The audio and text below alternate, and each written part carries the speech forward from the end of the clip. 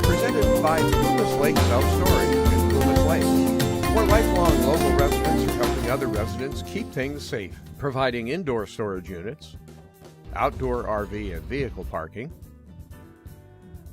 moving supplies, and Penske truck rentals. Details at PlumasLakeSelfStorage.com.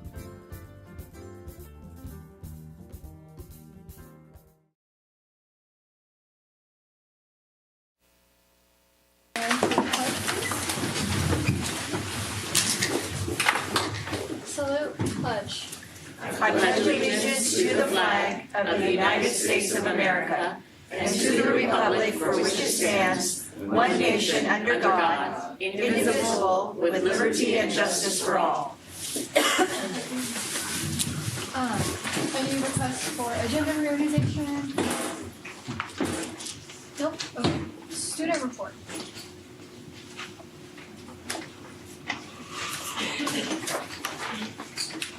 So this week's kind of a slow week now that we're done with homecoming. This week we're doing our 8th grade visits. Today we did Butte Vista and Tierra Buena, and then we did AK on Monday. And then we're kind of just going through all the schools in the district, just kind of teaching them about what leadership at our school is and just kind of talking about our school. And then we're also doing Read Across America next week, I believe, at River Bend. So we're going to be reading to them, dressing them for Dr. Seuss and all that. And then we're also starting our sign-ups for our basketball tournament in the next week or two. Thank you. How does the crop of 8th graders look? Actually, I'm going tomorrow. So. Are you going tomorrow? Okay. You got a new face. Hi, I'm for Yuba-City High School. I'm filling in for somebody. But we have started planning prom and reading ideas for it, and we have done some meetings already for it, and then we've also done the paperwork to do our end of the year community carnival. We're gonna have like a bunch of games. We're gonna have churches also come together. We're gonna give invites to schools and just like, for anybody to come. The winter sports has now ended, and now spring sports are now starting. So there's now new sports are coming. And then we're also, for some clubs, they're going to Linkhurst and also doing reading with some kids. Thank you. Thank you. And there was nothing to report out of closed. We can go ahead and move on to staff recognition. Always my favorite part. We are going to honor some of our staff members that are upholding our mission, our vision, and demonstrating excellence in their work. We have Principal Raj Bain from Tierra Buena presenting today.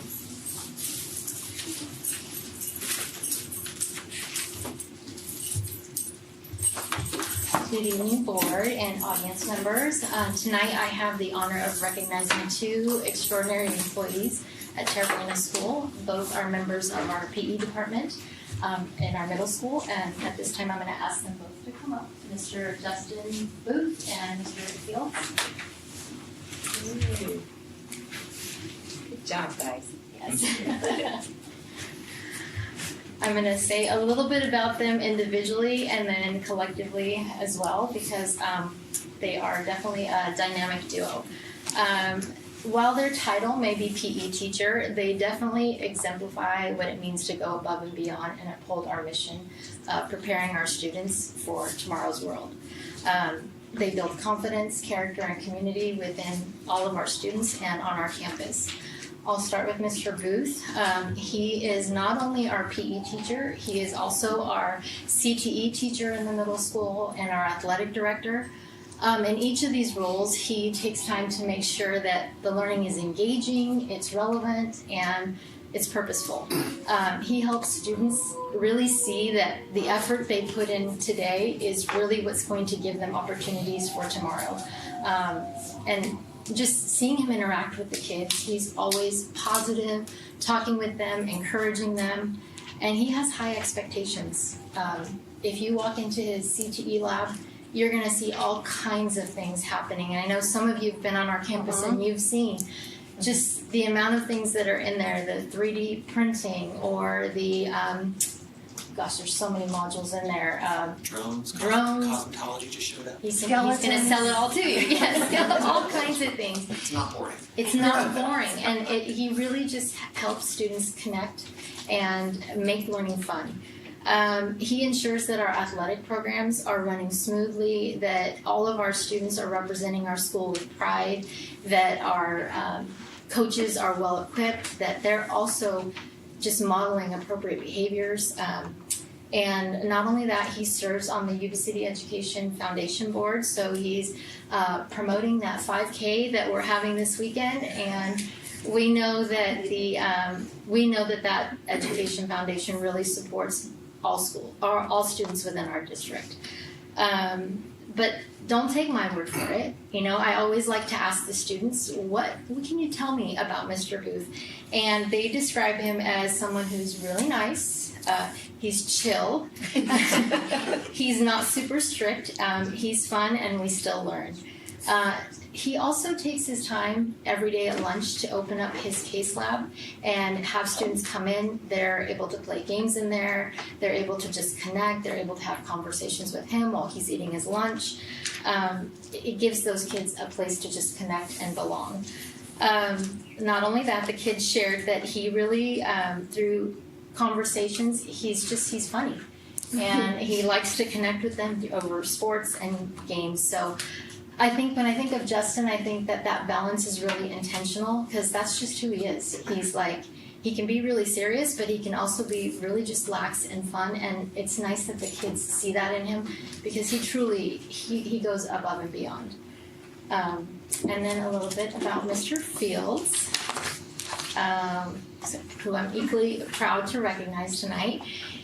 He is the type of educator who makes sure that every student feels seen, they feel valued, and that they are just capable regardless of their skill level. When you think of a PE teacher and you think of like where a student starts and where they end, with Mr. Fields, they are going to really grow, and their athletic abilities, you're going to see them over the course of the year go, wow, that kid really grew. He makes sure that students don't just participate, they're active. He encourages them to take risks, push themselves, and really build that confidence. You're going to see Mr. Fields on our campus always connecting with the kids, talking to the kids. They see him as Mr. Cool. He helps build perseverance, resilience, and that lifelong appreciation that we want kids to have for health in general. Aside from that, he is our middle school DJ. So for all of our dances, he volunteers his own time, does this free of charge, and all the kids say he is the best DJ. We've hired DJs in the past, and DJ Fields is who you want. I mean, the kids are all over dancing. Not boring. Yes. And even with him, I asked the kids, tell me a little bit about Mr. Fields, and I'm going to read a quote. Even though he's a lot older than me, he's still pretty athletic. I'll let you interpret that. High praise indeed. Yeah. But they'll say he's really interactive. He's on that field. He's cool to talk to. And I think the one thing that just kept coming up over and over is that they say he cares about what we care about. And if you watch their classroom, you're going to see him out on that field, on that court, doing what the kids are doing. And I think just the reason they're up here together is they really truly are the dynamic duo. When you think of a PE class, you can think of, like, there can be a lot of chaos in a PE class. But with them, it's organized chaos. Whether they're teaching their classes independently or they're teaching together, and there's 60 kids in there. I've watched them with their timer when they do, that drill thing where you call them all, and within what's the 4 seconds is the rest. Yes, they are all in their spot. It's just, they know what they're doing. And if you're ever on our campus on a Friday, please come during middle school brunch, because the energy that is on our campus, the vibe that's there, the music that's playing, the way the kids are, it's not accidental. It's completely intentional, and it's because of this duo right here that those kids really feel connected. I'm going to kind of end with, I think, some of the most powerful comments from kids was about them together. They said, Mr. Booth and Mr. Fields are a great team. While they're different in style, that difference creates balance. And for both of these educators, their influence definitely extends beyond the walls of our gym. You see it in the confidence and in the character of the students that they serve. So with that, thank you both for everything you do for the students at Terrabuena and Yuba City Unified. Yes. And for being still pretty athletic.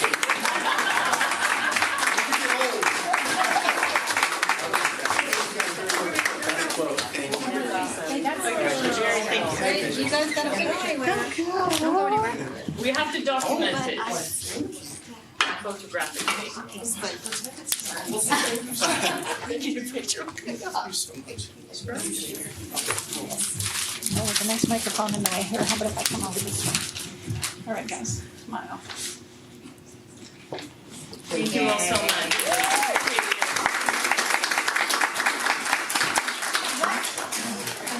What time is your middle school brunch? 10:43 on Friday. 10:43 on Friday? And what are we serving?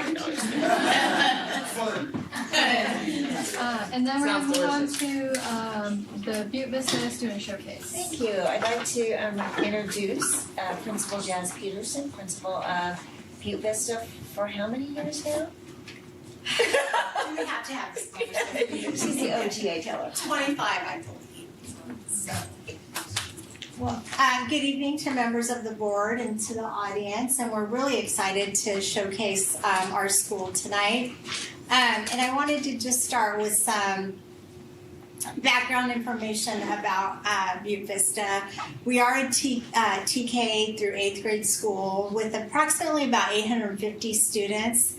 And Sutter County does play a big role on our campus. They run about 6 different programs and have approximately 32 staff members. And for us, we have about 54 certificated staff members, 35 classified. And looking at our demographics, we're about 60% socioeconomically disadvantaged, 11.5% of our students are English learners, and 0.1% foster youth, and that number fluctuates quite a bit. And then 10.1% of our students are special education students. And then our largest subgroups are our Asian subgroup at 30.7%, Hispanic at 29.9%, and our white subgroup 26.3%. Some fun facts about Butte Vista. So Butte Vista opened originally in the 70s, but it was a Sutter County campus. And the rumor's always been that I've heard is that we bought the campus for $1 from Sutter County. I've never been able to verify that, but is it true? Okay, that's it. And so YCUSD purchased the site, and then they opened a K-5 school. And for years, it was a really small K-5 school, typically with under 200 students. And we passed a bond in 2003, and so we're able to build a new facility because the old Butte Vista was just a mix of random portables. The cafeteria, I don't know if any of you remember the dome. It was like a huge tent, basically, was our cafeteria. And so while our site was under construction, River Valley High School was also under construction, but there was a corner of it that was somewhat ready. So we had to take our K-5 site and move to that corner of River Valley High School. And I remember our kindergarten teachers painted footprints from their classroom to the bathroom so students wouldn't get lost, so there's a lot of those kind of adjustments being on a high school campus. And then in August of 2005, our site was completed, so we moved back to Butte Vista. However, no one predicted the increase in our population that was going to happen. We had parents outside down the parking lot in line to register. And so our population doubled. We knew we were going to increase because the plan had been to add middle school. So the year we moved back in 2005, we added 6th grade. But along with that, we just had an influx of students. And so I remember that year school was going to start on a Monday, and Sunday we're still trying to find teachers because it exploded that quickly. And so now, of course, we're a fully operational TK-8 school. And our mascot, Panthers, our school colors are green and black. And then for PBIS, we recently revamped our PBIS program. Because like any program, once you do it for a while, you have to breathe new life into it. And so as you have staffing changes, students change. So 2 years ago, we decided to form another team and really kind of look at our PBIS, what's working, what's not working, and we just kind of, I gave it a real rehaul, and I'll talk to you about it here in a little bit. Our school goals, of course, are based on the district LCAP goals. Our focus is always increasing the percentage of students that are proficient in both ELA and math, and to decrease the achievement gaps. Our second focus is increasing consistent implementation of research-based instructional strategies so that we're mandating 100% student engagement in classrooms. And lastly, facilitating a safe and supportive learning environment for all students. And so areas for refinement and focus areas for this year have been, our math scores went down. We've traditionally have had the highest math scores in the district. And so for whatever reason, we saw some slight drops across most of our grade levels. So that's been an area of really kind of analyzing what's happening. And then it is an adoption year for math. So I have teachers at both the K-5 and the 6A level that are piloting the new programs, which is great because they actually get a chance to use the programs, kind of analyze what's working, what's not working for their students, and then they'll make an informed decision about which program they want. Another area, this is our first year for our site to implement UFly, the phonics program at the K2 level. And so that's a lot of work with the UFly coaches and with our grade level teams. And then, like I said, we revamped and implemented a new PBIS program to increase our buy-in from students and staff. And then lastly, growth mindset development for all students. One of the things that the Panorama survey tells us is that's an area for us to focus on to help students kind of get away from that fixed mindset and think about learning as a process. Like, you might not understand something yet, but eventually you will, and it's not a race, and that intelligence is not a fixed number. So our counselors do a lot of work with growth mindset. And then I just wanted to share an example with you. You know, I think it's great to have goals, but the thing about goals is you can't just look at them once a year. So they have to be an ongoing reminder. So I don't know if we can pull up our bulletin here. This is just an example. So I send this out every week. I usually get it out on Friday for the upcoming week. And so this last staff meeting we had, teachers look at individual kids, what their strengths are, their areas of need, and we constantly revisit that list to see what's working for our kids, what's not working. And in this particular meeting, every content area and grade level shared practices that they felt like, you know what, these are strategies that are really pushing some of our students.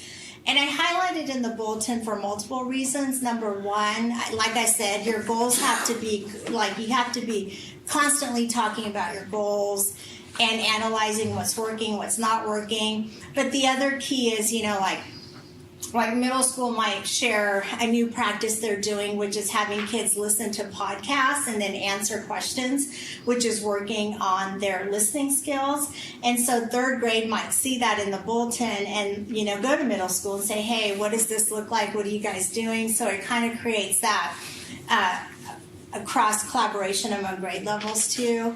And then I add motivational things, and sometimes I'm the only one that thinks it's funny, but sometimes staff really likes it too. And then just like, you know, what do meetings look like? What's the yard duty schedule? So that's something that we send out weekly. And then part of the PBIS, our old system, we had these metal signs like all over campus, and kids didn't necessarily pay attention to the signs and what the messaging was. So we decided, let's do like big, beautiful murals instead. And so I can tell you that these kids are paying attention to.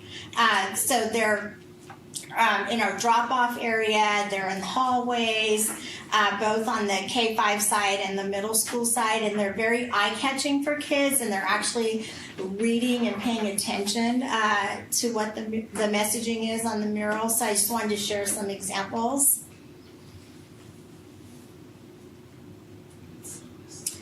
And then the other thing we changed, we were hearing from we've always had a PBIS store for middle school that, you know, students would really save the tickets that they're earning and then be able to go purchase items.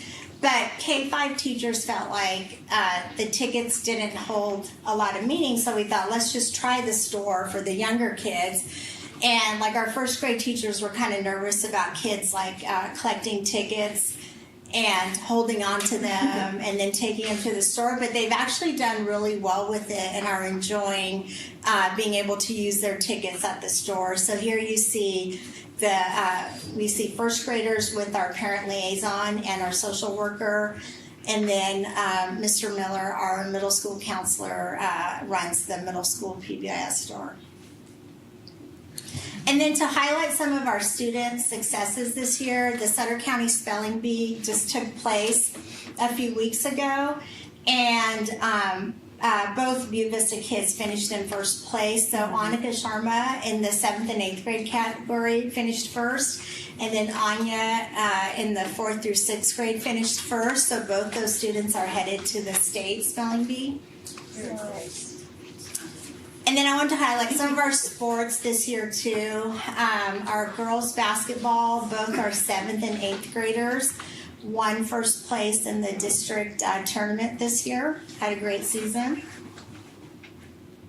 And then our 7th grade boys also won first place in the district tournament. They also participated in the Yuba Gardens tournament where they won first place. And this last weekend, they participated in the Plumas Lake tournament where they competed with teams from Chico, from Lincoln, from Plumas Lake, and they won first place. They've been undefeated. I think they've won 19 games. Wow. But the best part about watching them is just the collaboration and the working together and supporting each other. And so I kind of thought about, presenting to the board, and when you want to talk about a school, the best people to hear from are students, and we have an amazing leadership team this year, and they wanted to come and just share with you a little bit about what they've done this year and some of the goals that they have. And so I'm going to start with Vinny Cummings, who's the vice president. And Vinny's also on our 7th grade basketball team. So, Vinny, do you want to come on up?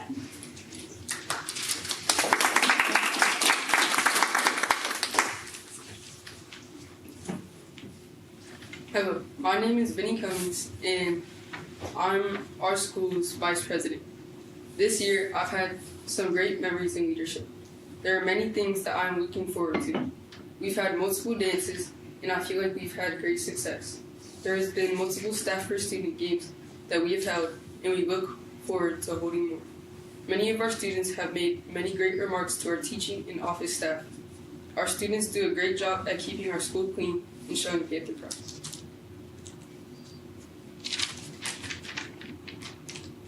And that's all. And I'd like to introduce Harper Gimlin, and she's our event coordinator.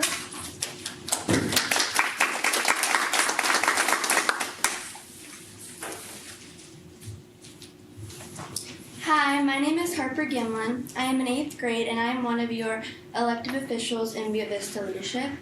I love leadership because it has taught me to be a leader, have a positive impact on school, and create an encouraging environment. In leadership, we host rallies, dances, and spirit weeks, which all bring our school together, and all the students really like them. We clean the campus up, and we have fundraisers to raise money. Like, we raise money for the 8th grade, and that is what helps the dances and all the fun stuff for 8th grade. And I'm looking forward to hosting more dances because they're really fun. And I love my school because of the inspiring staff, and they always encourage me to do my best. Thank you. Thank you. And then Alina Rahul, and she's a class representative.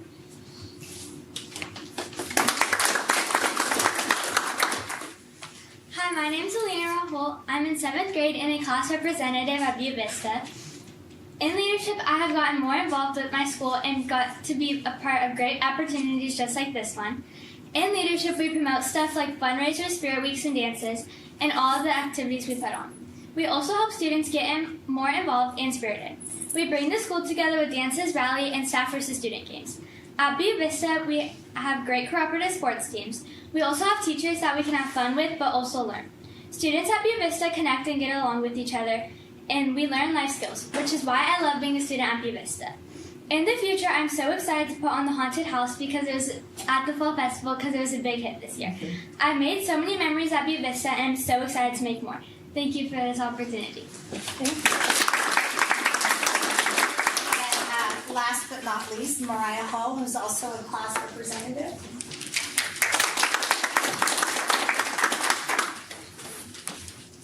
Hi, my name is Mariah Hall. I am in 6th grade and I am a class representative. Here are some things leadership does. We stay after school. We try to help make the school feel welcoming. We help families by doing the canned food drive. I am looking forward to doing the haunted house because it's fun and it raises money as well. I like how Butte Vista's teachers are nice and also still teach us things we need to know. Thank you for letting us come. And again, I want to thank the board for this opportunity. If there are any questions, I'm happy to. I'd just like to make one comment. While we love hearing from you, Jazz, I think it's just amazing that the kids came out. And we've never had kids come and share about their school. And How much money are they paying you? I just want to let you guys know you guys did an amazing job, and it really lights us up when we get to hear your guys' voices. Yes.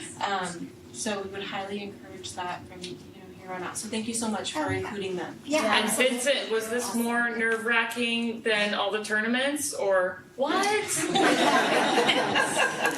not right. It's not right. I just have to make a note too that you 2 students were like, yeah, the teachers are fun, but we also learn. Those can't coexist. Yeah. That's funny. I was just going to say the same thing. Jasmine's Very right. Stepped in. So good. Yep. Great. Thank you, kids, for coming. Thank you guys. We don't bite. Oh. How's the no cell phone policy going there? Awesome. Yeah. Yes. I think before, when they could have it out at certain times, that actually made it really hard to monitor and deal with. And now that it's a simple, before school, after school, we've cut down on so many issues. So yes. Let me know if my niece violates that. What was that? Oh yeah. Let the record show. Yeah, far fewer office referrals for that. Yeah. So, Are you seeing any problem with meta glasses? No, not yet. Okay, good. Yeah. They are the high schools. Are they? Okay, yeah. We haven't run across that yet. Good. Yeah. You guys don't need meta glasses. All 4 students now Googling. Yeah. That's our Christmas wish list. Yes, thank you. Thank you guys. Thank you so much. Okay, we do have one comment from the public on items not in the agenda. Could you please read the statement? The Brown Act, specifically Government Code Section 54954.2, provides that no action or discussion shall be taken on any item unless it is adequately described in a timely posted agenda. Accordingly, though the public may comment on matters within the board's jurisdiction that do not appear on the agenda, The board cannot respond to such comments without running the risk of deliberating or initiating discussion on topics not properly before the board. Given the prohibitions set forth in the Brown Act and the risk associated with responding to public comments, the board does not respond to the community's questions or comments. The board will respect the rights of the public to express their viewpoints on matters within the board's jurisdiction. However, comments that are defamatory or that violate the privacy rights of any students or individuals may not be protected by law. The board shall not permit any disturbance or willful interruption of board meetings. Thank you. Mike, floor is yours.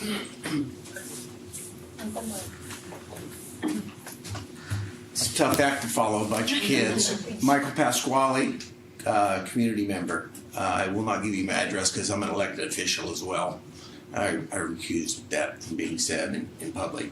I'm here this evening for the fact that what took place probably, I guess, 2-3 weeks ago with your students walking out, exercising their freedom of speech. As you can see, I'm a proponent of freedom of speech, but I didn't bring a mob. I didn't jeopardize anyone's safety, and that's my concern of what happened this last couple of weeks. I'm a citizen and I'm also an elected official. I am also your board liaison to the city of Yuba City, and I have not been kept apprised of any of these dealings that has gone on at your school district. That concerns me as well as multiple council members. My phone was off the hook with what transpired with your students marauding amongst our city and not any consequences happening. I called because I not want to come up and to a group and start spouting off my feelings and concerns without being a little educated, which I unfortunately get all the time at the city in my capacity.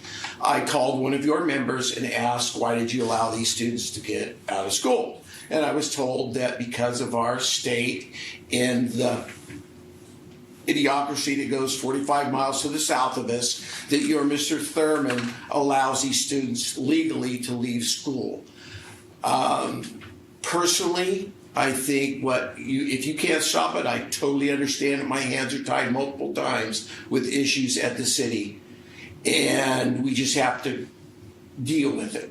I feel that you need to deal with this. Leaving is one thing. You can take action, I believe, on getting back into school.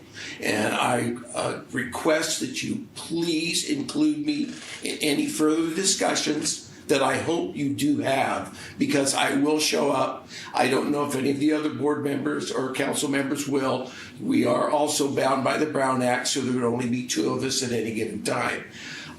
With that, please reach out to me. I will give your clerk my card with my email and my city number so that we can start taking some action and controlling what I feel is unorderly conduct and unsafe for the community. And with that, thank you for your time this evening. Thank you, Mr. Pasquale. Thank you. Okay, we're gonna go ahead and move on to the consent agenda. There are some modifications. We are gonna pull item E, and then F is gonna be modified to only taking action on, or only approving the Director of Elementary Education job description. Okay, so which one are we pulling? Sorry, Tina was yabbering in my ear. We're pulling E. And then in F, we're pulling the Director of Secondary Education. I make the motion we approve as you recommended. Second. Okay, on a motion by Member Dami, second by Member Lamb. All those in favor? Aye. Aye. Any opposed? Hearing none, motion carries. Perfect. Alright, 14A, acceptance and funding contracts. I make the motion we approve as discussed and closed. I second the motion. On a motion by Member Dami, second by Member Quilty. All those in favor? Aye. Any opposed? Hearing none, motion carries. B, audit report for fiscal year 24-25. So annually, we are required to have an audit, and the audit reviews our financial information and compliance with state and federal components. Our Director of Accounting, Tricia Collier, works very closely with Crow LLP. Crow LLP is our auditors. And I'd like to invite Amanda Capone from Crow to come up and give a brief summary of the audit process and what's in the report.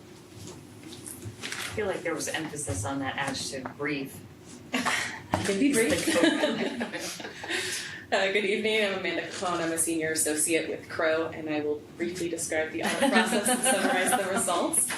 So we are the independent auditors for the district. We perform an objective audit following two sets of standards, the generally accepted principles and the more prescriptive set of standards for governmental agencies.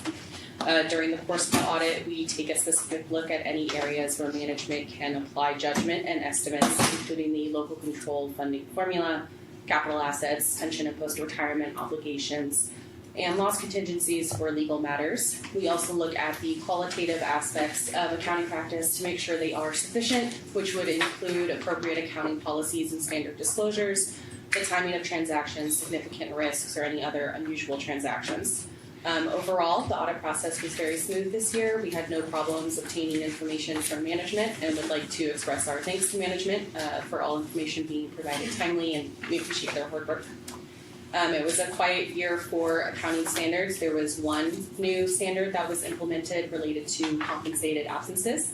If you have a copy of the audit report, the statement of activities on page 11, PDF page 16, there's a restatement. Not due to errors, but related to the new accounting standard for compensated absences, which has to be recognized from the beginning balance. If you go to report page 80, PDF page 89, you'll see the audit results summarized. So we are engaged to perform 4 audits for the district. The first is an audit of the district's financial statements, for which we've issued an unmodified opinion, which is the highest level of assurance. In addition, we're also engaged to perform an audit over internal controls over financial reporting and have identified no material weaknesses or significant deficiencies. Because the district receives more than $750,000 in federal funding, we are also engaged to perform a federal audit. We audited 4 federal programs. You can see those listed there: Title I, Title II, the Child Nutrition Cluster, and Child Nutrition, Child and Adult Care Food Program. And we were able to issue an unmodified opinion for those as well. We are also engaged to perform a state compliance audit. We had 4 findings of non-compliance and therefore had to qualify the opinion. If you continue to report page 83, PDF page 92, you'll see the state compliance related findings. The first finding is the classroom teacher salary ratio. It's not an uncommon finding. We see this across many districts, and this is also a repeat finding. So this is something the district can work with the county to obtain a waiver for not meeting that ratio. The second finding is related to home to school transportation reimbursement. There was a missed filing for the deadline. There's no fiscal impact for that. The third finding is related to supporting documentation for the after and before school programs. Also no fiscal impact for this finding, but we are required to report the lack of documentation. And then the fourth finding is related to ADA claimed for students without the required immunizations. They don't have the immunizations, and they were included in the attendance account, so they had to be included in the report as well. That's everything, and I'm happy to take questions if you have any. Does it matter in your audit that this is the 3rd year in a row that the district has failed to meet the 55%? It does not matter for the state compliance. That's something that, like I said, that the district can work with the county to get a waiver for. A lot of times it has to do with how things are coded, if positions are out of scope, like a mental health personnel, and how the teaching positions end up being factored into that calculation, and not necessarily a, egregious issue with how teachers are being paid, which I know can be sensitive. But yeah, that's something that management can discuss with the county. It's not a concern for our perspective for the state compliance. Okay. And what happens if they continue to not meet that? It will continue to be a finding in the report. I don't believe that there's, I'll say, like a stacked offense for that. Because it's a mandate from state code. Right. So that's why there's a compliance finding for it, but the fiscal impact is not something that we calculate. That's something for Thank you. Sure. Sorry, I stepped out for a second. What was the percentage this year? 53.32% according to the report. Equal 0.6800. And I just wonder how many teachers that would be. It's probably not a question for our auditors to answer, but I understand exactly what you're saying there. And I just want to tell you that we are absolutely committed to working to solve this issue. This is going to take a group effort from district administration, board, and our labor partners to get this in compliance. And so we will be creating the budget priorities committee to talk about potential solutions for this. I just don't like how this is like the third year in a row. I get like it's hard to figure out where we're going wrong, but I would like to know if it's like a coding issue or if it's just. No, we've done a lot of work on this. It's not necessarily a coding issue. It is we are overspending in non-classroom compensation areas. That's something that we'll have to take a look at. Any other questions for the auditor? Thank you. Thank you. Thank you. Can I get a motion to approve? I make a motion to approve. Second. On a motion by member Downey, second by member Scorsella. All those in favor? Aye. Any opposed? Hearing none, motion carries. Network upgrades. Just speak for all. Yes, I will. So, I duly noted. Okay, so we have a number of network upgrades. They're all listed separately. They're all big projects. We are get funding from a program called E-Rate, and really it is to help us pay for infrastructure and access to information. So basically our network. So there's a number of upgrades here that Robert Cookman and the team has been working to identify the big areas of needs. So we have upgrades at Linkcrest, at Yuba-City High School, at Lincoln, and then also generally the district-wide network. So those are items C, D, E, and F. We can approve them separately, but generally that is what we're doing on each of these. And so they've all been, and we do need to take them separately because I need to list exactly who was awarded the quotes on these. So for the first one, give me one sec. Can I ask a really quick question? Yes. With these network upgrades, didn't we do a network upgrade? Maybe it might have been different group of schools or something a couple of years ago? Yeah, we do. Well, so E-Rate we can basically do annually. We get annual grants on this. Sometimes we may not do it a particular year, but the funds can carry over to another year. It just depends on the amount of funding that we get. So we're constantly looking at where we need to upgrade. Gotcha. And then the grants will offset a portion or all? Well, so yes. So for our district, it depends on a lot of factors, but we have, I'd say, one of the highest rates of reimbursement, which is generally 85% of the cost. So it's a really good program. So our actual cost is listed out on each one of these, but we're only paying about basically 15% of each of these projects. Cool. Yeah. That's awesome. Yeah. And so these are fiber optic cables, is that? It is fiber, is Cat 6A, cabling, switches, and if we really need to get to the nitty gritty, we got our director of technology over there. So, but it is all of it: the installation, the equipment, the wiring, all the stuff. And what does the warranty information look like if it's not done correctly? It's not our team putting it in, right? It's the whomever won the contract. So if we're looking at Yuba-City High School, I don't know the answer specifically to that. the KS Telecom, would be the one that would be on the hook for any management thereof.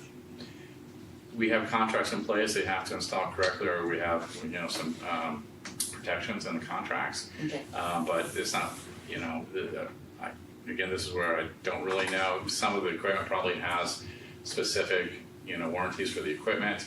As far as installation is typically once you're inspected and stamped it's good, you're kind of done there. Yeah. Oh, that's good.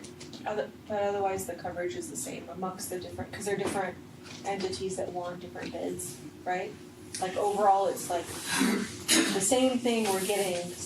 But for multiple. But for so-and-so's getting it. Yes, it just depends on the equipment because the equipment warranties would be kind of Comparable. specific. I say comparable, yeah. Yes, I think it's fair. Okay, thank you. Alright, can I get a motion for? I'll make a motion we approve for Lincoln C. Lindcrest. This is C. Lindcrest, sorry. Second. On a motion by member Dami, second by member Lim, all those in favor? Aye. Any opposed? Hearing none, motion carries. Make a motion we approve D. I'll second it. To KS Telecom. On a motion by member Dami, second by member Pretty, all those in favor? Aye.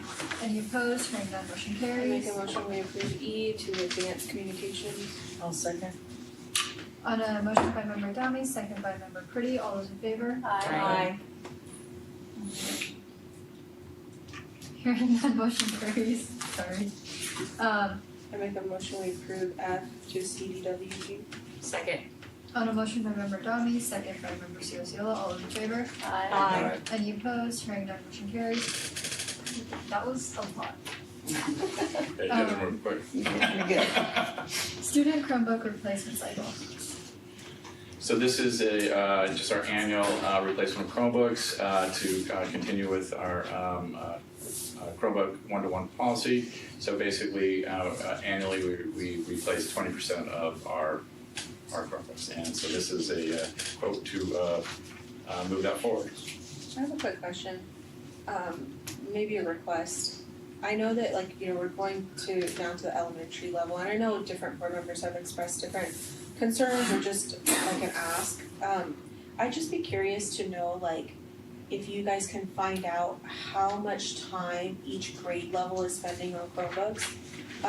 Obviously, high school, it might be harder to figure out because depending on different classes and whatnot, but if we go down to second grade and through 8th grade, I'd just be curious to see how much time are kids actually using on computers, whether that's intervention time allocated, maybe it's curriculum that they're accessing or whatnot. I'd just be curious to see what the trend is there. If that's something you guys can, somebody can figure out. I wouldn't be the person necessarily to do that, but I'm sure we can get some answers. Yeah, I know that in K1 and 2, it's a shared. They share Chrome. It's a shared. It looks very different. Yeah, it's very different. But Cards in the classroom. when I was when I came back and subbed in 3rd grade, it was when I came back and subbed in 3rd grade, it was a substantial amount of time that we used on because we used Google Classroom, and that's. Yeah, I'd just be curious to see. I can't interpret any of that stuff, but math. With now math, that this came up, that was why. But if there's no other questions, I have something. Okay. So I would like to. I know that we're an educational institution, and so education is our thing. I printed out some of the scientific studies regarding Chromebooks and uses of screens in classrooms and the efficacy of it or lack thereof when it comes to literacy, mathematics, comprehension, and long-term learning. And I understand you can't read all this now, but I just want to draw your attention to these things. I understand we started this mostly because of COVID, because we were long distance learning. And in general, I think we all talking about that time period expressed disappointment in the quality of teaching and the quality of learning by using that screen model.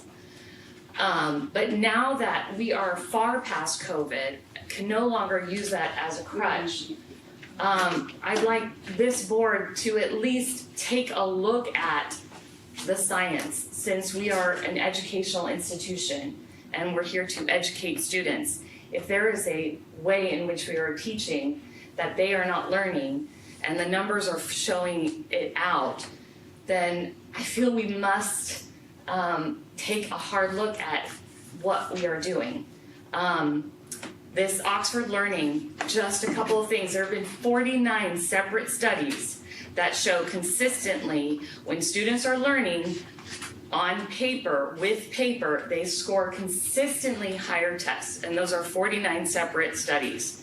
The comprehension, and they retain less information. They're found, if you, again, I'm not gonna read this to you because you're all literate, but if you look at even their, the rereading component, so eye tracking, when students are reading on a Chromebook, they're skimming. They're not reading, which is what the studies are showing. The youngest, kind of like Marilee, we talked about kindergarten, first, second grade. No, it looks a lot different. But even the elementary are extremely vulnerable to that literacy component with Chromebooks. In addition, you'll find in these studies that something that was affected that wasn't just education but leads into education that we talk about all the time is their attention, their capacity to maintain attention, to sit in a long meeting and be able to absorb is greatly diminished the more they are in front of screens.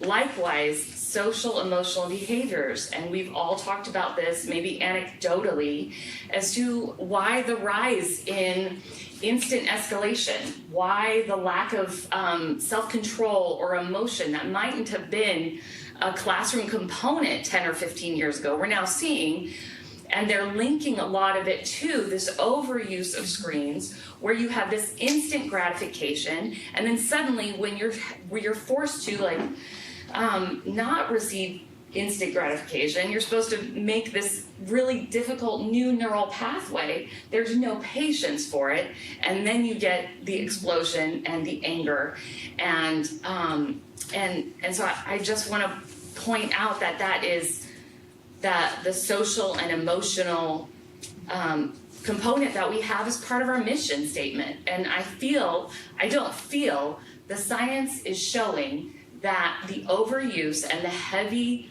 weight on Chromebooks is having a negative impact on our students.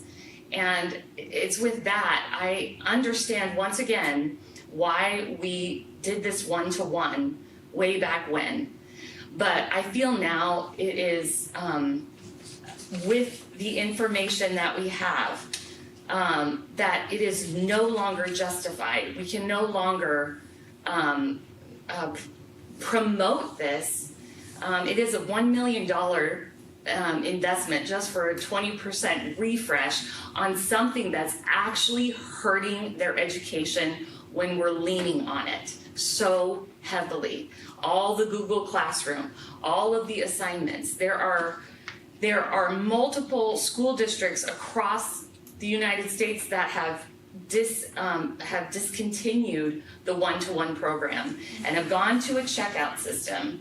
And I would just very heartfeltly like us to consider, like this board, to consider moving in that same, what maybe other people consider radical step, I consider to be logical when faced with all of the information.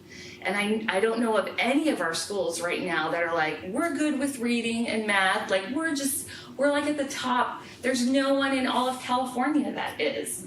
And the engagement, the classroom engagement, and again, with the other social emotional attention, reading comprehension, it's all in here. And I've even included a study that had a contrary viewpoint, and yet at the end stated that even though there are really technological benefits, they still see the lack of comprehension, like the depth and the memorization and the cognitive critical thinking has been impaired in students who are using these devices on a regular basis, using them instead of books, using them for books. And so, thank you for listening. Thank you for coming to my TED Talk. But we are here because the students, and we're here because we want them to be lifelong learners. I know one of the things that has been brought up before is that we have to be able to teach them to use these tools because they're tools, right? And I agree. I think, but learning, like I will hazard to say, all of us had a computer class. I had a computer class in the 90s, and yet the device in which I learned in school is not the device in which I have now. And the 15 years from now, these students are going to be operating on other operation systems, other tools that are going to be far and above what we have now.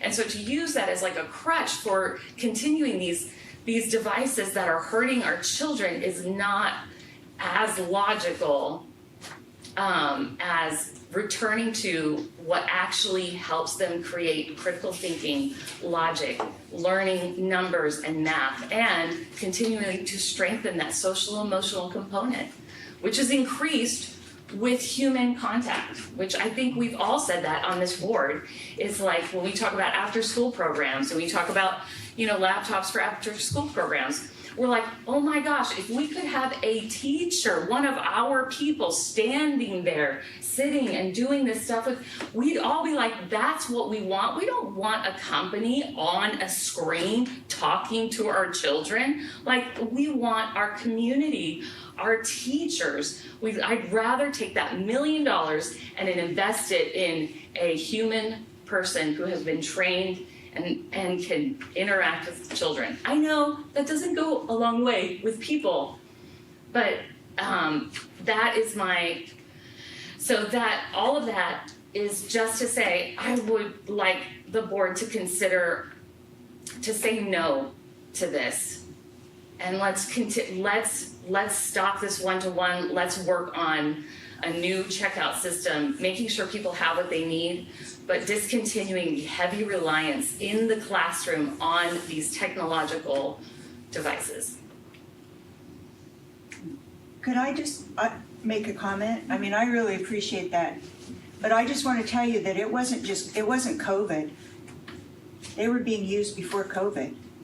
But not to the extent they are now. COVID was a Zoom, but yeah, we were using them in the classroom before COVID.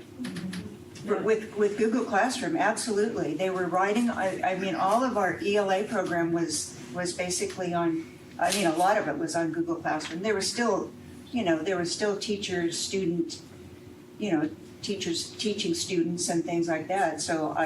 But yeah, a lot of their work was done on a Chromebook long before COVID. Okay, well, but I understand, I do appreciate it, but I just wanted to let you know, it wasn't just COVID. COVID did the Zoom thing, which was unfortunate. Yeah, very unfortunate. I'll just say, I don't disagree necessarily with what you're saying. I just like a little bit more information before I get to that point. I think what would really help me too is the question that I asked, because we talk about that. I'm in education too. We talk about it a lot, and I think while technology is a tool, at some point with anything, you're gonna reach your max output, right? And then at some point it might be detrimental, right? I just wanna know what the trends are and get a little bit more information before I make that. But I'm with you in the sense that I do believe that technology has a purpose, and I think that paper pencil also has a purpose. I just need to know what that ratio is, and I don't have that information. Well, then would you think it would be logical then if we could delay the vote on this until we have more information? I don't know what is the need imminent. If the need is not imminent, then we can. I don't have a problem. Me neither. There is a price increase, but that's not, if you guys are thinking about fundamentally changing our education model, that, Well, and I made a comment, so I do, and I would agree, nothing is as important as the human adult in front of our kids. And so what our teachers do is critical. Yes, coming out of COVID, there was a huge shift in terms of how instruction happened, just because of the circumstances. So I think that is, because you are talking about a huge shift in our model, and I'm not saying that the board shouldn't consider it, but this is the first we're hearing that this would be something that the board would like us to consider. So I would ask that we have to bring forward some data and a proposal to you in terms of maybe it is a shift. I would say is that where teachers were previously coming out of COVID and the use of technology is probably not the same any longer, and you're going to see some who are using it very minimally, some are using it, and so I think it's a huge paradigm shift, and I'm hearing what you are talking about, and again, I don't think we're prepared to present something you just say, yes, we should shift. And then because I think technology is here to stay, there's a place for it, it is a tool, it is never going to, in my opinion, replace the power of what our teachers do in front of our students. So I'm on board with that, I know what the research says, and you're right, districts are shifting away from the one-on-one model and looking at alternatives. We just can't recommend an alternative to you right now because this is the first we're hearing that maybe you would like us to do that. I would love to hear from some teachers. I think that is right. Hear from how are they feeling about using Google Classroom or using the computers in the classroom as much. Maybe the curriculum committee. And let me say too, like this is not about like teachers. I mean, I sat on the tech committee, not about like restricting their access or their ability, right? They have already completed college. They have read books. They are able to put an IKEA something together, okay? Thank you, Sandra, appreciate you.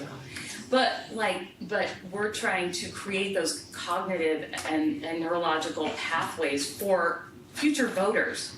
Correct, and I would also think this is also not just a educational issue, because if you've all been in the grocery stores and the kids that are sitting in the shopping cart with a phone because it's, and so I think it's one of those things also educating our families and understanding how to limit screen time when they're home. Right. Because they are on it a lot. But we can't say, do as I say, but not as I do. And I understand that. And we're in charge of education. Yes. So I think that the one thing is that the prices for the Chromebooks is there was a timeline in terms of that they go up by a I don't know what the amount is, but the reason we were putting this through is that there's going to, if we don't approve it now, it'll be a higher price. I mean, but you guys are talking about a big thing here. Well, so the price of... I would like to jump in here.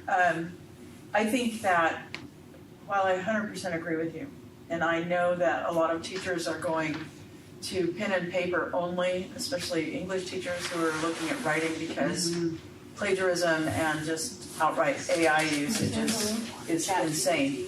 But I don't believe in the middle of February, in the middle of a school year, is the time to put a kibosh on replacing the Chromebooks that our students are using things or in need of a Chromebook because that is the program that they're in at this current time. I think that this is a longer reaching issue. And while I 100% agree with most of the findings in these studies, and I have looked at them myself, I don't think saying no to the replacement of the Chromebooks that are in the process of this year is the answer to that. I think it needs to be something that we, as a group, the board as well as the administration as well as teachers need to come together and take a look at what are best teaching practices, how do we teach kids when, how, and why to use technology, and when, how, and why not to use it.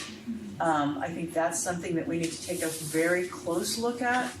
But to say no in the midst of the school year without any kind of planning or anything around what to do instead, I think would not make the logical sense that you're saying. And I agree, it makes more logical sense to get away from so much screen time. But Jasmine has asked for about how much time are kids spending on screen time. Those types of information, that's really necessary in order to make these determinations. Well, it's a lot of money. It is. And I would love to spend that on teachers. Well, that would be really nice. Might help us get to our 55%. Can I give a piece of information too? Is if we don't approve it now, it goes up 120,000. Right. So I really don't think tonight is the night to do this. I do think that this deserves some really deep work from us who are interested in doing the work. Like I said, it's not just the board, but, all of the people involved, from the superintendent to, to all, the paraeducators need to have part of this because they're the ones helping kids with the Chromebooks. So we need to have a real group think on this and really come up with some, because I do think a change needs to come because I think we're spinning our wheels right now and we're just not getting any traction with the way we're doing things. So while I agree with that, I think tonight, personally, I'm going to vote to approve because I don't think we should change change a horse midstream. So. And I think next, like we're gonna have, this is just 20%. We're gonna have another 20% cycle too. Right. And I agree. I just think that there's a lot more information that's needed for me to make a decision one way or the other. And if it's potentially this is a pretty significant materialistic change to what we've already put in place. And we have, there's innovative programs that are computer reliant, right? They're not all bad. I think some of them do fantastic jobs and you see fantastic growth with kids. But I just don't have all that information and so I just need more. So and we are doing that's where I would be. This is an example of something that kind of talks to what you're talking about. Like one of our, we sent a survey out to all of our summer school teachers because there is that challenge with using an online program versus in person. And so we sent that survey out 2 weeks ago and a lot of our results have come back, let's look at an in-person model versus a digital model. So there is some traction on that where I do see that's something that some of the teachers are saying. I know teachers who are refusing to teach summer school because it's the online model. Well, and I understand innovation. Nowhere did I say we should eliminate IT completely. Sure. And so IT's here to stay. I'm not and I also am not advocating churning our own butter or anything. I'm just saying what I'm saying. Oh, that's really good. It is good. It's delicious, right? Just like cursive is also delicious. But I'm not saying that's not my position. But for things like mathematics, I sat in a Yuba City High School 9th grade mathematics class where I watched the teacher struggle for 10 minutes with the online tool to show the students something. The teacher knows their stuff, knows how to do this with paper and protractor and pencil, sharp, but struggling with the technology and wasn't able to manipulate it in a way where the students could see it. And I knew if they had a paper that would be 2 minutes and the students would have gotten it. And I was frustrated for them and the students. And so for things like that, you talk about specialized programs, things like that. But when I walk into, or River Valley, and I walk in and they pop open their Chromebooks to do mathematics, and I'm going, oh my gosh, this is because the physical, again, that motor skill of writing the equation and doing it actually implements it into their brain much better than typing and all of that. So if we want, and I think we all do, I think we all desire not to see just the scores rise, but to see competent students. Again, and a reminder that this is a 20% replacement cycle. The next one we get is in a year, because this is every year. So we have 1 year. So we vote on this tonight, it's another 5 years. No, every year we do this. I know, we're 20%, right? So the ones we vote on tonight are in the system for 5 years. That is correct. Yes. Yeah. Okay, so I think this is definitely a discussion that I think we would all love to have. I don't know if this would be a tech committee or curriculum committee. It would be. I think it would definitely be a curriculum committee and a tech committee. I think it would definitely be helpful that this is a longer time discussion. I don't think right now that the solution would be saying no to this because this is something that we need to do. So I am going to go ahead and motion that we go ahead and move forward with this. Can I get a second for that? I'll second. Okay, so a motion from me, second from Member Pretty, and then we'll do a roll call vote. Member Bonswit? Yes. Member Ciacciola? No. Member Damian? Yes. Member Lamb? Yes. Member Pretty? Yes. Member Quilty? Yes. President Corr. Yes. Thank you. Okay, so and then we'll move forward. Non-reelection of probationary certificate employees. I make a motion we approve as discussed. I'll second that. On a motion by member Downey, second by member Pretty. Roll call for this as well. Roll call. Member Bosworth. Abstain. Member No, Ciesiola. this is the wrong one. You can. I can vote on it. Okay, yes. Member Bosworth. Yes. Member Ciesiola. Abstain. Member Downey. Yes. Member Lamb. Yes. Member Pretty. Yes. Member Quilty. Yes. President Corr. Yes. Thank you. All right. Any board reports, information discussion? Did the charters meet at all? Yes. So they too went through their audit and had a successful audit. Twin Rivers Charter. Exact. Their attendance is remaining high. It's just under 98%. They just started off the girls' soccer season. They had a big turnout with over 35 players coming out for 6th, 7th, and 8th grade. They had one incident come up with sex ed and for the curriculum. There was some parents that were upset about some of the curriculum. Teaching about transgender, and they asked about the ability to change what's being taught or the ability for the kids to opt out. And that is it in a nutshell. Oh, they said they celebrated 100th day of school, 101st day of school with the puppy drop off and doggy pickup. Is that mean? Bring your dog to school, puppies. Like in the classroom? No, like a drop off, like go through the lines. Oh, okay. So drop off is dogs or puppies, one or the other, but vice versa. All right. I bring my dog to work. Sometimes. I don't know. I think it would be the comments. Under comments? I think Okay. it's in the comments, not. That I attended a, Did you go to the charter school? no, I attended the, okay, maybe it's under comments. I think it's in the comments. Okay. And are there written comments from the public? Not public, no. Okay, comments from employee reps. Sure. Oh.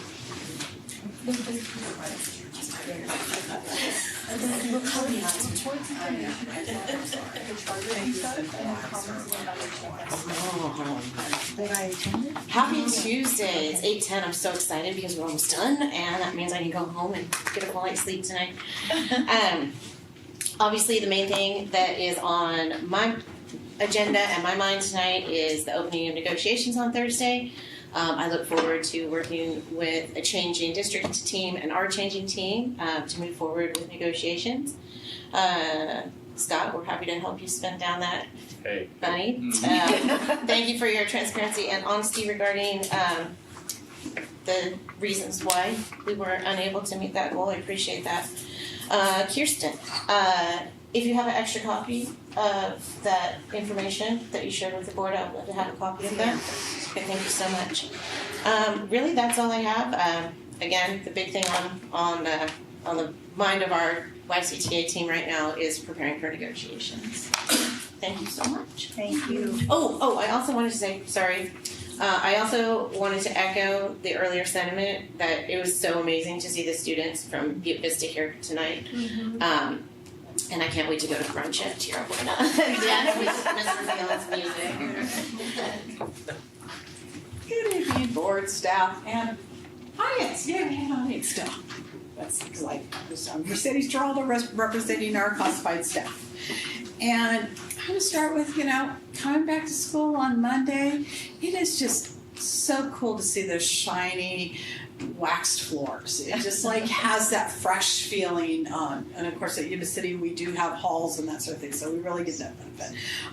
So I know that we had crews that worked really hard over 3 days last week because Monday and Friday was a holiday for those folks that were 12-month employees. But many of the other employees either had the time off because there's non-school attendance or school attendance day or employees only, or they chose to take some vacation time with their families. So it's a much needed rest and a restart to get going. We've already started counting. There's, well, I think now after today, 28 more school days till spring break, which represents a little less than 6 weeks. So that's our next goal to get through, which, is always exciting.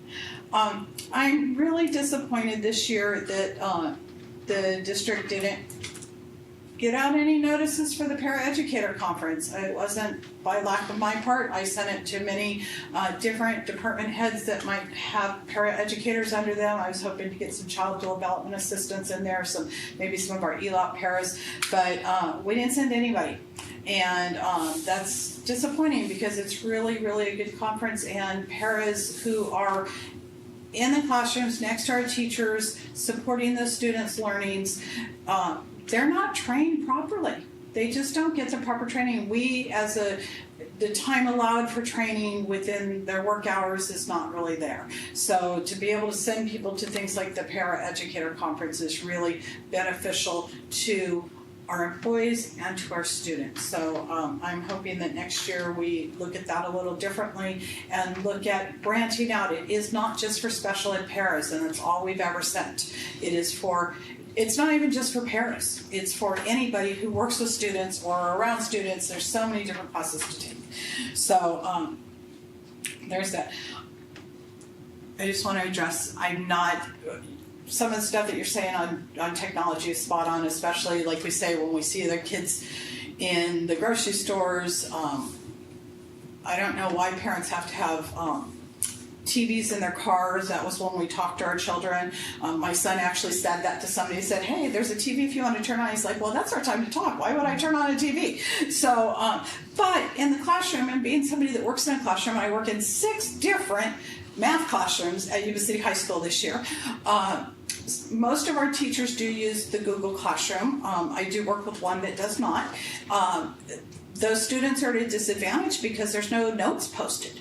If they didn't get the notes, or maybe they can't quite read their handwriting and I'm trying to take the notes for them and get it to them, then they have a piece of paper that they're just going to kind of throw away or shove in their backpack and never find again. So there are definitely some good values to having that good Google Classroom as a resource for students. I see in our Big Ideas Math when they use the online component for their homework, we do encourage them to write it down, and you are absolutely right. If they're not writing that down, they're just guessing, and that's not good. But they also get some immediate feedback from that also. Whereas, you could do a whole entire page out of a book and do everything wrong and not know what you're doing and have no feedback. And by the time you figured out you didn't know what you were doing, you've moved on. So there are some definite advantages to having those Chromebooks in the classroom and having the students being able to have them at home, having those notes available to them.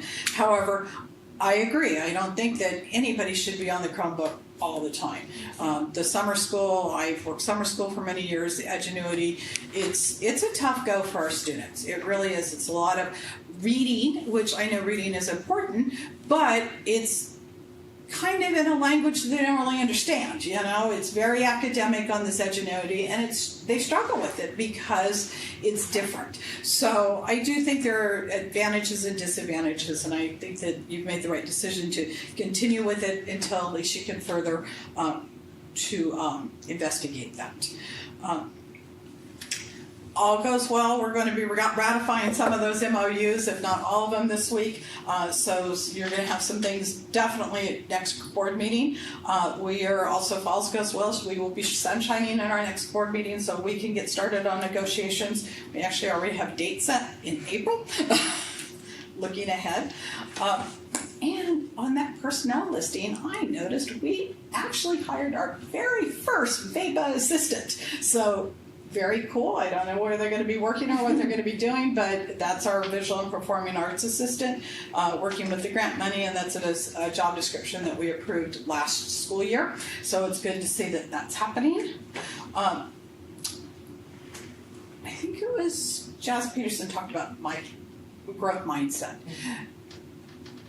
I really, truly believe that every single person in our district, students and staff needs education on growth mindset. So many times you hear the way people talk to other people and they think they're doing a good job in their praise or whatever, but it's really not that growth mindset that's really going to motivate them on.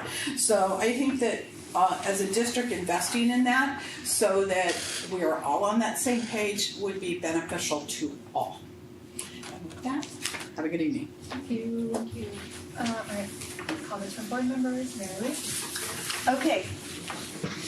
I have a little report. Oh, pictures. So last week, I went to the choir. Let's see. I went to the choir, what was it called? Concert. It was a middle school and high school choir concert, and it was absolutely awesome. This is a picture of middle school and high school kids together, singing together. They sang several songs, and But don't video? We don't get to hear it? no, we don't get to hear it. I didn't do that. And then this is just the high school choir singing. And then we had let's see, I'm trying to think what that is. That's high school, that's still high school choir. Oh, let me go back. I don't think that's high school. No, that's not that is the alumni concert. Oh, neat. So the alumni from well, they were primarily from Yuba City High School, but there were some from a few from River Valley High School and they were very young. But anyway, that was the alumni choir, and then at the end, the alumni choir joined the middle school and high school choirs, and they sang, and it was, you guys, it was just so awesome. It was over at AK in the gym. Yeah, it was wonderful. And I missed the high school award ceremony, but this was so worth it. I just loved it, and I loved having that. I mean, it was, and I knew so many of the people that were in the alumni choir. It was so neat. Anyway, I just wanted to share that. Thank you. Marilyn, that was very cool. All right, comments from Super? On that note, I attended UC High School's award ceremony on the 12th of February, and as always, Mr. Corey Kirsten's choir did an amazing job. So if any of you guys get to attend a concert of his, I'm sure he puts on a great show with the students. But his opening for the award ceremony was pretty spectacular. Very nice. I just have a comment and maybe a recommendation. It made me so happy to have the kids here, and maybe we can, like, since we have every school that comes, or we have schools that come at every board meeting, it'd be so cool if they had like one or two like student reps that came to just share their 2 cents of, you know, what makes their school great. And I know we even have like the TK5 schools too, and it'd be cute to see like some of the littles and make them like feel all special with like their own like little table and chair. And well, if you know, the principals have been watching each other and we've seen so I Jazz raised the bar. She raised the bar. She raised the bar, but like nobody's talking about her presentation. I know. I don't know what her dad was saying. But I think that would be so I will talk with them. It makes my heart happy to see those kids. And she's now on everybody's poo list. I wanted to mention too that I'm also, I don't know if this is a conflict of interest there. I'm on the board of the Yuba-Sutter Oratorial Society, and we presented $500 scholarships to 3 Yuba City Unified School District students. And they use that money for, they have to try out, and then they play with the full orchestra, with the full Yuba-Sutter Oratorial Society Orchestra, which is made up of mostly retired, I mean, you know, like not retired students, but they were former students here, and now they are professional, and they're playing. They volunteer to play in the orchestra, and it's really wonderful. And we had these three. One was a viola, and two were violins, and I just wanted to mention that three of our students were honored. That's awesome. I just wanted to thank Mike Pasquale for coming and the comments that he brought. I think, I guess, kind of like Jasmine, a question or a recommendation. Obviously, we got wind of the intent for these students that we knew that they were planning to walk out. And thank you, Doreen, for keeping us in the loop on all of that. And of course, hurts their cause, obviously, for any unlawful behavior, quite frankly.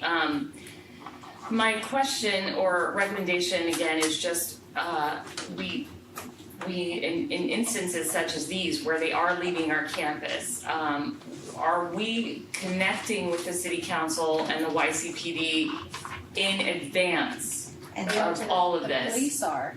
I don't know if it's appropriate always to include Well, I City think that, Council. and I appreciate Mike and his comments, and so I've got to call Mike and a to-do, and so I did have follow-up conversations with the city manager along with the police chief, but it definitely would be something that I can include in terms of sending out information to them as well. And I don't think they're going to stop because Marysville did it today.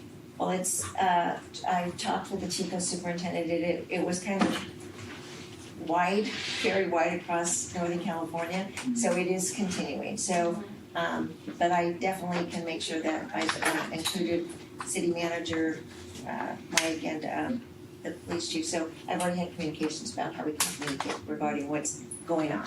So yes. The nicer the school day, the harder the tests, the more likely to protest? Or?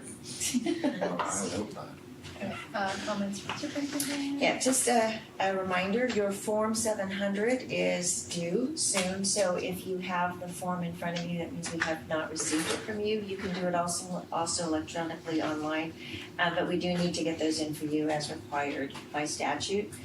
Secondly, the Have a Heart for Kids run is this Saturday at River Valley High School. Certainly welcome to come out and run. If you'd like to volunteer, I'm in charge of the course marshals on the course of assigning people to make sure everyone's safe. So if you'd like to volunteer, let me know. 8 o'clock is when I'm getting the course marshals all out to their sites. And then we do have a facilities committee. I sent that out to you tomorrow, February 25th at 4 o'clock. Right now it's only member Quilty who's on that committee. So we will be giving a comprehensive Scott and Mark Button will be giving a comprehensive review of just the master facility plan, the priority projects, current funding, along with requested items. There have been requests about baseball lights, and so I want to give you a big picture scheme of some of the challenges that the district has faced regarding facilities. And so that will be one of the first meetings tomorrow, Wednesday at 4 o'clock. Am I accurate with that information? And then I just want to do a follow-up. This was something that was brought up to the board last board meeting in terms of the solar project at Yuba-Sutter High School. Scott and Mark Button have been able to make arrangement. The project will be split into two so that the freshman baseball field will not be used as parking. However, we do need our community to know that there will be probably more cars on the street parking because we are going to be taking parking lots, but it will be in a two-phased approach. So I met with the baseball coach yesterday. He knows his freshman field is not going to be used as a parking lot. So just wanted to, and Heather, I meant to text you and I kept forgetting. So we were, thanks to Mark and Scott to make that happen. Thank you guys. Thank you so much. Yeah. You know, I wanted to, when I was over at AK, they already have the solar and it's lit at night. So you go out there and the whole parking lot is lit. And there was a comment to me, can you take this to the board because Yuba-Sutter High School is so dark when you come out and it's so dangerous. And I said, see this? See this right here? This is what it's going to look like. And they were thrilled. Yes. So you're saying AK is lit? It's lit. So I did have one thing, and I talked to Scott about this really quick. I was over at Lindcrest today, and I was thrilled to see finally the fences were gone. But there's a hole about this deep in the parking lot. I mean, they can't use the parking lot because the potholes are so deep you'd lose half your car. So I know that there's some really big frustration about that because it seems like that solar project has taken a very long time. And I know that's nothing you can control. It's just an observation that it's just been in process for a very long time. We have a contractor lined up to go, and we're just waiting for the weather to get to the, I mean, even just go and put some gravel inside that hole before somebody like loses their front end. It's really deep. Yeah, I'll make sure I'll talk to Mark to make sure it's safe. So okay. Yeah. Well, they can't use it.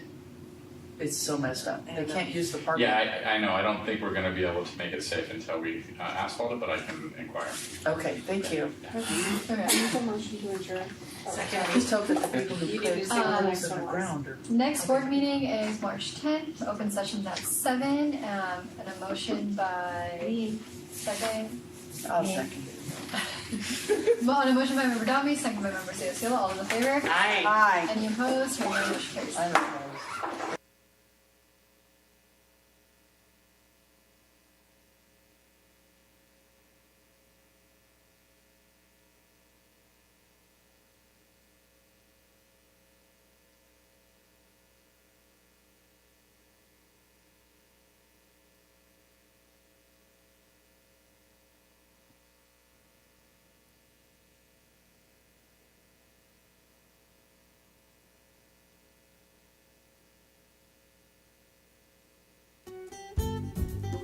Yuba-Sutter.LIVE's local government live streams are presented by Plumas Lake Self-Storage in Plumas Lake, where lifelong local residents are helping other residents keep things safe, providing indoor storage units, outdoor RV and vehicle parking,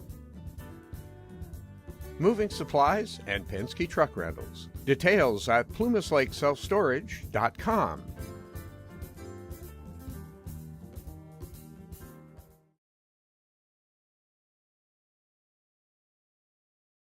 Hi, I'm Neil Goforth of Comfort Keepers of Yuba, Sutter, and Nevada counties. Caring for elders or even yourself has challenges. Comfort Keepers of Yuba, Sutter, and Nevada counties can help you address today's issues and plan for tomorrow with in-home and specialized care for you or your family members. Call us at 530-749-8800. Comfort Keepers of Yuba, Sutter, and Nevada counties.